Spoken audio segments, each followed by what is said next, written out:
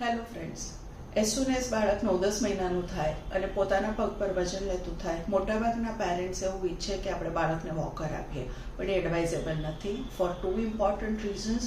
One, મોટાભાગના parents એવું માને છે કે વોકર આપવાથી બાળક ચાલતા જલ્દી શીખે, પણ that's wrong. Studies have proved in fact બાળકો લેટ ચાલતા શીખે છે. Second important thing is walker related accidents. વોકરમાં વ્હીલ્સ લાગેલા હોય છે એટલે બાળકને પોતાનો કંટ્રોલ હોતો નથી. બાળકના પગના ધક્કાથી વોકર ચાલે, પણ કારણ કે બાળક ન્યુરો ડેવલપમેન્ટલી ફૂલ્લી મેચ્યોર નથી, એને બ્રેક મારતા આવડતી નથી, એટલે ઘણીવાર એવું થાય કે બાળક વોકર સાથે ટમ્બલ થઈ જાય અથવા તો બાળક દિવાલ સાથે ભટકાઈ જાય અને એની સાથે હેડ ઇન્જરી લઈને આવે. સો ઇન કેસ તમારે જો બાળકને વોકર આપવું જ છે તો જે જૂનું ટ્રેડિશનલ ચાલન ગાડી આવતી હતી, જેમાં લાકડાની ચાલન ગાડી આગળ હોય ને બાળક એના સપોર્ટથી ચાલે. જો બાળક ના ચાલે તો ચાલન ગાડી આગળ જતી જાય પણ બાળક ત્યાંનું ત્યાં જ રહી જાય.